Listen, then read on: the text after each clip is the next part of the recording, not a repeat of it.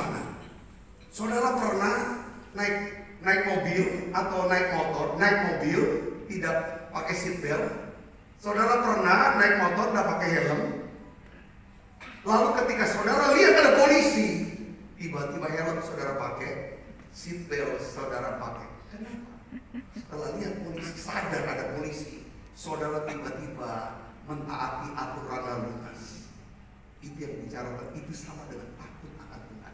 Kalau kita sadar ke Tuhan, pasti perilaku kita berubah. Yang ngerti kata amin? Nah, itu. Yang kedua, apa sih takut akan Tuhan? Orang yang takut Tuhan adalah orang yang menghormati Tuhan. Jadi artinya gini, dia tidak hidup berdasarkan pengertiannya sendiri, maunya sendiri.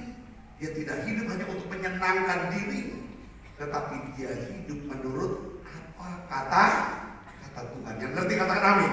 Sehingga makanya dia selalu, sebelum dia ambil keputusan, kalau dia ada apa-apa, dia selalu mau berusaha untuk berdoa, menanyai Tuhan.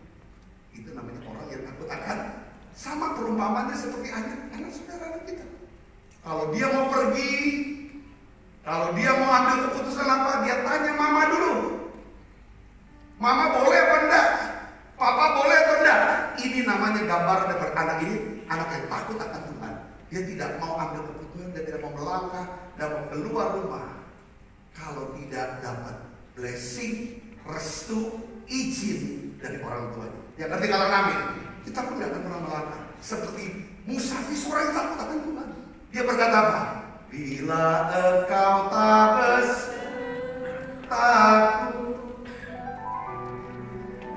ku tak mau berjalan, ku perlu Tuhan pimpin langkahku dengan kasih karunia, pimpin langkahku setiap hari, berjalan dalam rohmu, nyatakan Tuhan kemuliaan-Mu dan berjalan denganku. Saya ingin kita belajar, coba saudara mulai belajar, praktekkan hidup takut akan Tuhan. Saudara mau? Katakan amin. Mulai minta, dia kan minta, aku mau. Doakan, saudara, tanyain Tuhan. Saudara harus tanya, bila engkau tak berserta, kapan kita tahu Tuhan sertai kita? Ketika kita punya firman. Patokannya firman Tuhan. Katakan amin. Ini firman boleh kok. Ya kan? Ini firman bilang maju melangkah. Itu tanda daripada Tuhan menyertai kita. Amin saudara. Nah, hari ini kita akan bahas saudara tentang ada banyak orang berkata, Pak Santa, kenapa kok orang itu bisa lakukan hal yang memalukan? Jahat bener. Padahal dia sudah rajin ke gereja, dia orang Kristen lama. Dia kan melayani. Oh dia tega Pak Ibu. Oh tega. Dia permainkan aku. Dia sudah permainan. Kenapa kok bisa seperti ini? Saudara, aku lihat dia cinta Tuhan. Enggak. Kalau orang cinta kepada Tuhan, pasti dia akan takut akan Tuhan. Coba tanya bapak-bapak, pria-pria yang sudah punya istri, ada nggak di sini? Pria yang sudah beristri, coba angkat tangan. Saya pria beristri. Saudara yang pria beristri, coba angkat tangan. Oh lumayan. Saya mau kasih tahu, ya kan? Pria beristri. Bu, ya, nah istri yang bisa menanya kepada saya. Ya kan? Jadi kadang itu ada orang bilang, oh kamu kok takut sih sama istri? Kalau ada pria atau suami takut sama istri, itu tanda dia cinta sama istri. Katakan amin.